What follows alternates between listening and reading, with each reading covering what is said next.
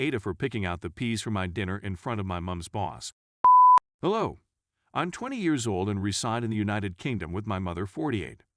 Mom held a little supper for a few coworkers. Her spouse has a large property with a large garden where we sat. I dislike dining and eating with strangers, but I was forced to sit with them, which was a little inconvenient. They prepared stuff that I dislike. It had peas, which I dislike. My mother is aware of this, but I was not permitted to consume other foods since it would raise a commotion, and there was no time to prepare other foods. I was also not permitted to manufacture anything myself. I took the peas for my meal to give to the ducks in the pond near my stepfather's home because I know ducks adore peas. They should avoid eating bread since it is unhealthy for them. With my spoon, I placed all of the peas in a little cup. Mom's supervisor, who was seated across from me, inquired what I was doing, so I told him. He remained quiet for a while before saying okay. We didn't communicate much, but he would sometimes ask me a question, to which I would respond. Finally, he offered me some more peas that he had taken from his own supper. I inquired whether he disliked peas as well, and he said, I like peas, but I also like ducks, so they may have my peas, which I thought was kind of him. He also handed me PS5 to buy myself ice cream after I fed the ducks, which was incredibly kind of him. We didn't chat much, but I thought he was a lovely guy who I loved. But before he went, he spoke to my mother, and she approached me, furious or unhappy. I told her I didn't spend all of supper plucking out peas. I ate the spaghetti parts as well, although there were a lot of peas to separate. She questioned why I did it in front of everyone since it's really impolite to do so at a meal. It demonstrates that you dislike the dish and are uninterested in the visitor. That's precisely what I thought, thus it's correct. Mom said that she recognizes that that is not appropriate, but if she thinks it's essential, like she did before supper, it probably is, and I should remember that. There were folks who were turned off by others, handling their food weirdly or not connecting with them. Mom's employer advised her before he went that I should eat something different next time since I didn't eat much. I'm not a huge eater, so it's sort of typical for me, but he has no idea. But the point is that he said something hurtful to her that I might have prevented if I hadn't picked the peas out of my dish. I hadn't considered it. I realize that's not a good thing, but my mother was visibly upset, and I believe that's a little too much. It's just a supper, and he's a good guy. I don't believe he's upset with her. I was simply wondering if I wasn't missing anything significant here that would make it an thing to do. Ada, thank you very much. Edit. I'm autistic and don't like peas since the texture bothers me. I rely on my mother since I am unable to live on my own, but I am learning. I had no idea it might alter the meaning of the narrative until it was pointed out to me. Thank you for your contributions so far. Update. Some people suggested that I discuss it with my mother. I did, and everything went swimmingly.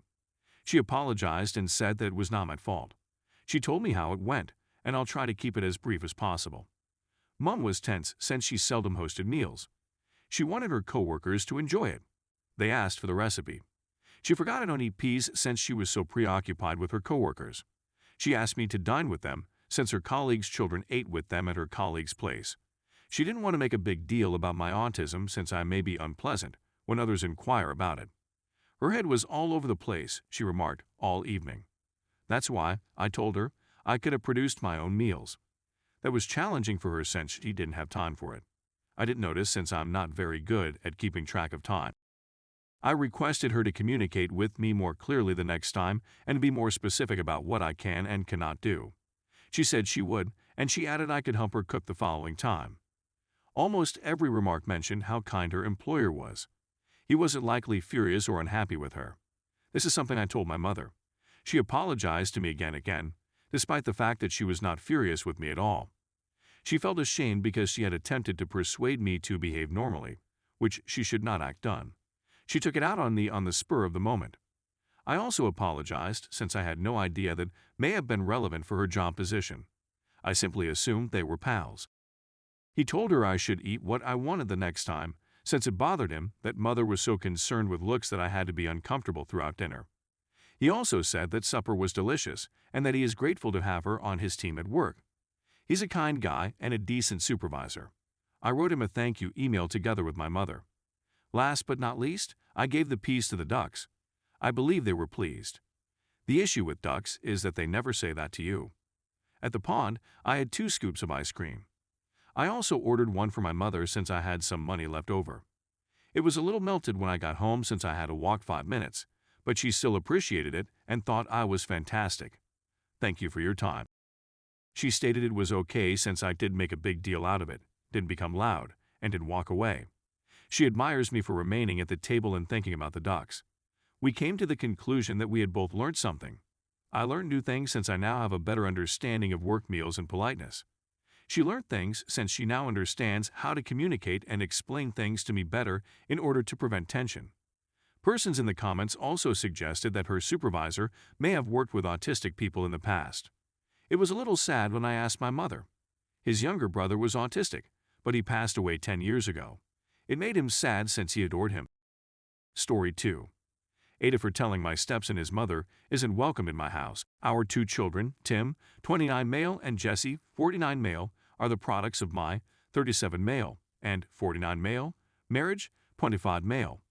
Tim is the result of his mother intoxicating her spouse at a high school graduation party after years of having a crush on him, which resulted in the creation of Tim.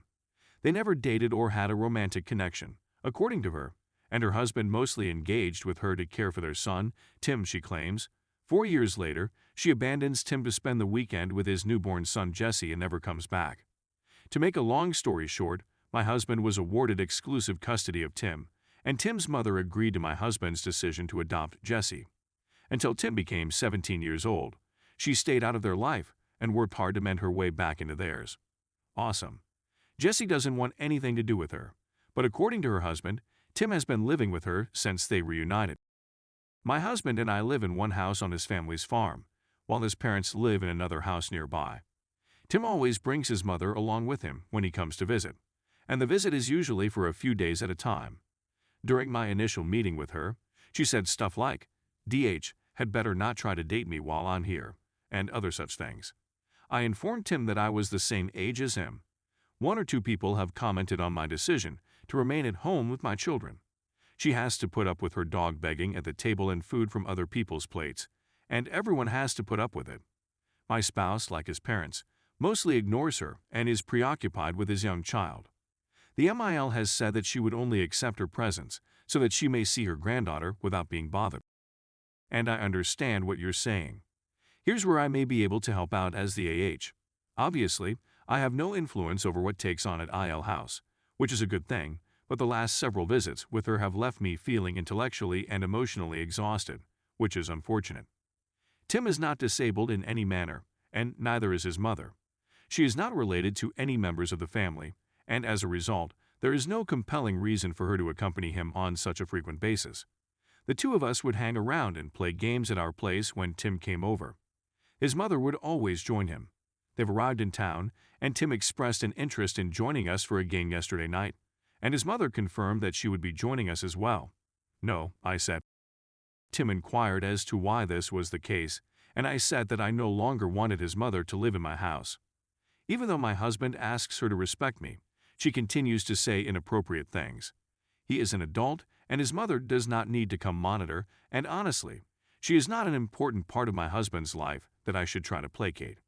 After hearing what I had to say, Tim called my husband at work to tell him what I had said, and my husband agreed with me. As a result of this, Tim's mother is accusing me of being an AH and interfering in their family life. We wouldn't have a problem if Tim were disabled or a little child, but we're all grown up now. AITA.